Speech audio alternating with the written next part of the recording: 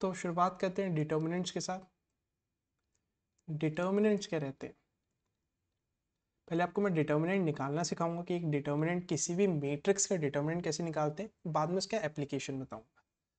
तो डिटर्मिनेंट्स हमारे कुछ इस तरीके के रहते हैं।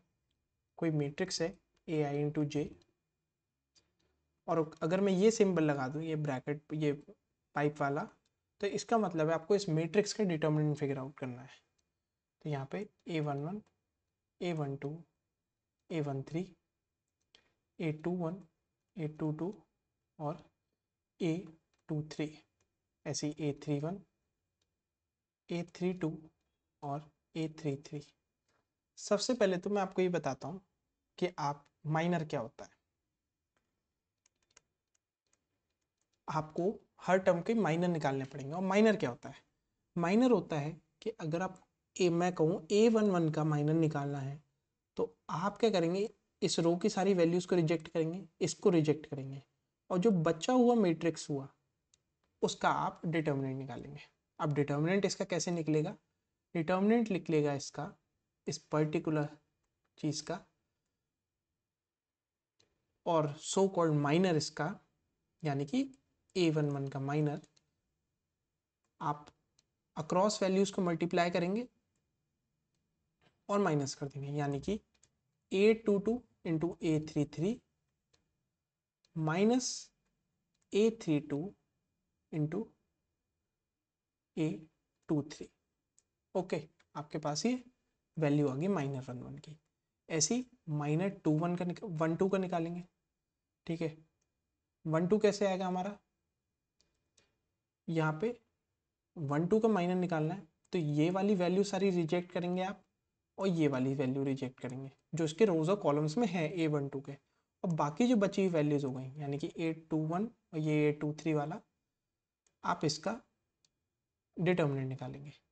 तो A21 इंटू A33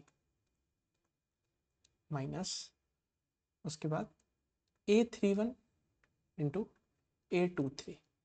ऐसे ही आप इस वाले का माइनर निकालेंगे A13 का, ये वाली वैल्यूज रिजेक्ट करेंगे, ये रिजेक्ट करेंगे, और इन दो का आप डिटर्मिनेंट निकाल लेंगे, तो आपके पास वो भी माइनर आ जाएगा।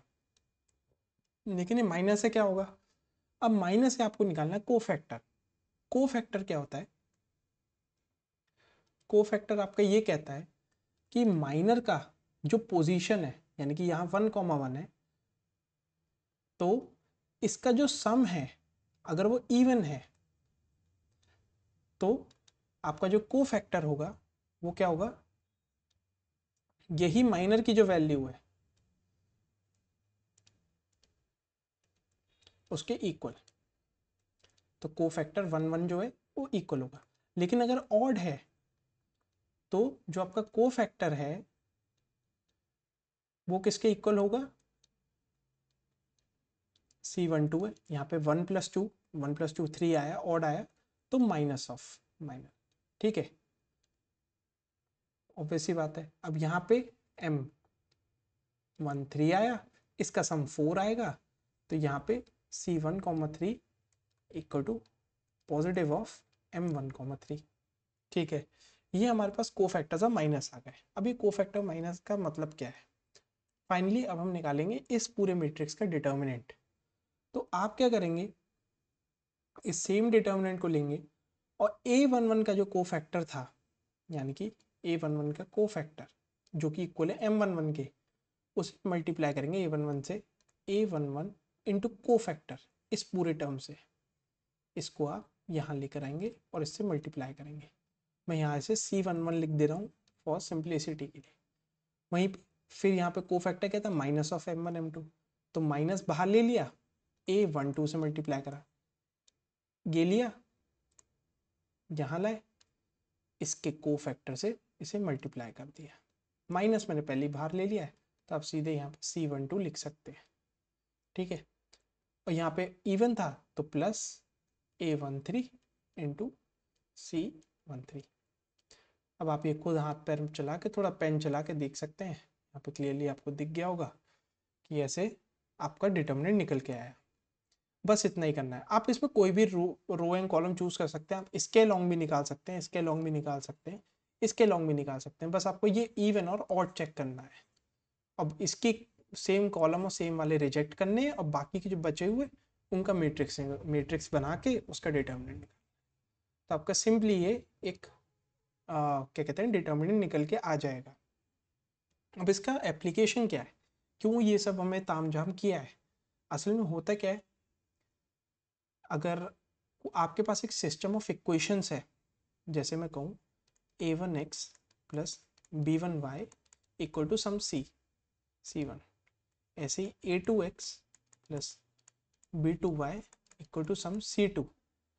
आपका अगर इसका डिटर्मिनेंट, अगर आप इस वैल्यू को लें और इसका डिटर्मिनेंट निकालें, यानी कि a1 b1 a2 b2, अगर ये नॉट इक्वल टू जीरो आया डिटर्मिनेंट, वो सब तामझाम करने के बाद, मल्टीप्लाई करके ऐड वाइड करने के बाद, माइनस करने के बाद अगर नॉट इक्वल टू जीरो आया, तो इसका एक यूनिक सोल्यूशन है। यूनिक सोल्यूशन का मतलब क्या है, ये लाइंस पैरेलल नहीं है, ठीक है ना। ऐसे ही यही सेम चीज सिस्टम ऑफ इक्वेशन बड़े हो सकते हैं, a1x plus b1y plus c1z equal to some lambda 1, ऐसे a2x b2y ऐसे c2z इक्वल टू लैम्डा 2। तो आपके पास एक सिस्टम ऑफ इक्वेशन क्या आएगा, a1 b1 c1 a2 b2 c2 a3 b3 c3। ये आपको क्या बता रहे हैं, थोड़ा इंट्यूटिवली देखेंगे तो ये प्लेन्स की इक्वेशन है, क्योंकि ये 3 डायमेंशन है, वहाँ 2 थे तो सिर्फ लाइंस थी।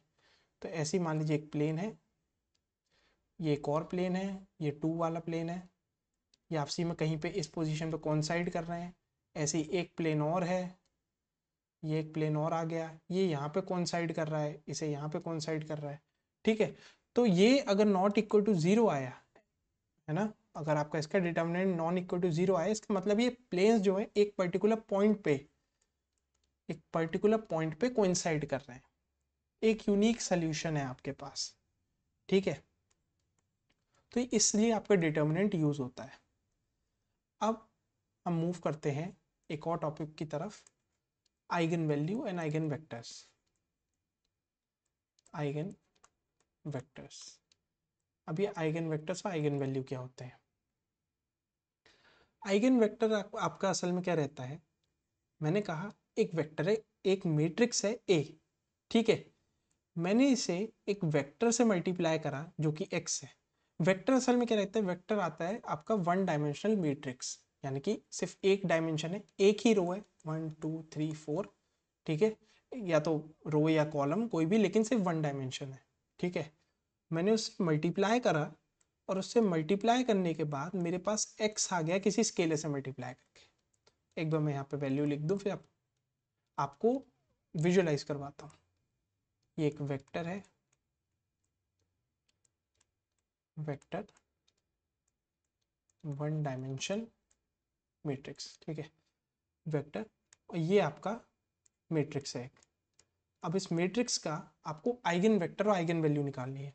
तो ये आपका आइगन वेक्टर रहता है और ये आपकी आइगन, ये जो स्केलर है ये आइगन वैल्यू कहलाती है, ठीक है। लेकिन आपको ये जानना है कि ये असल में बता क्या रहा है, यह क्या चीज़ है, ये जो मैंने इतना बड़ा तामझाम लिखा है कैसे, क्या बता रहा है?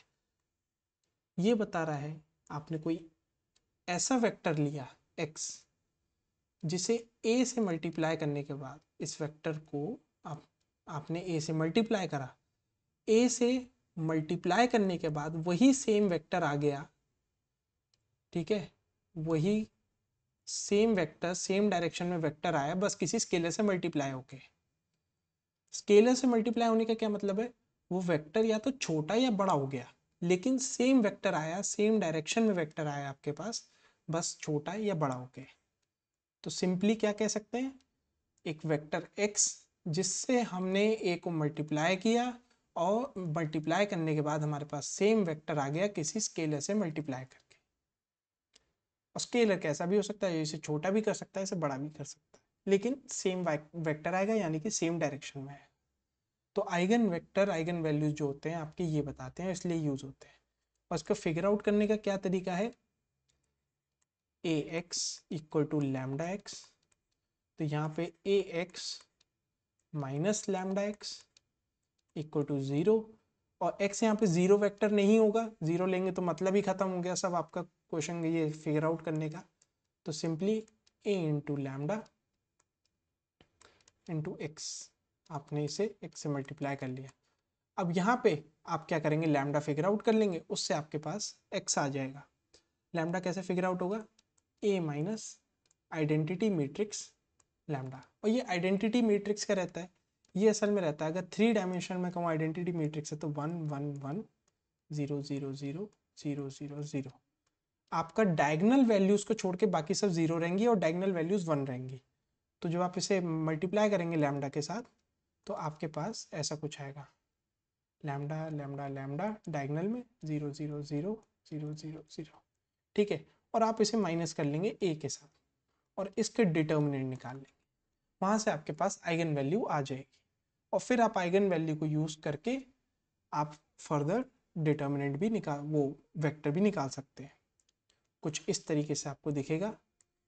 अगर a वेक्टर है a b c d, फिर मैं उसे माइनस करता हूँ, ये रहा, अब मैंने इसे माइनस करा, लैम्डा लैम्डा 0 0, लैम्डा से मल्टीप्लाई कर रहा था पहले, फिर उसके बाद a minus lambda d minus lambda c b, और हमें क्या पता था, इसे x से मल्टीप्लाई करेंगे, x क्या होगा हमारा एक वेक्टर, तो वेक्टर को वेक्टर की फॉर्म में रिप्रेजेंट करते हैं, vector x comma y, 2 dimension की बात हो रही है तो 2 ही लेंगे डायमेंशन अभी, इक्वल टू 0। अब यहाँ पे आप इनकी वैल्यू यूज करके आपके पास एक x और y की इक्वेशन आ जाएगी। x और y की इक्वेशन कुछ भी a not x plus b not y, ठीक है। तो आपका a नॉट और b नॉट आपका आइगन वेक्टर निकल के आ जाएगा, ठीक है। तो ये होता है आपका आइगन वेक्टर, आइगन वैल्यू और डिटर्मिनेंट्स। बस इतना ही था अभी तक। लीनियर अलजेब्रा में जितना जरूरी था, जितना हमारा एप्लीकेशन इस्तेमाल होंगी, वो सब मैंने आपका कवर करा दिया है। Thank you.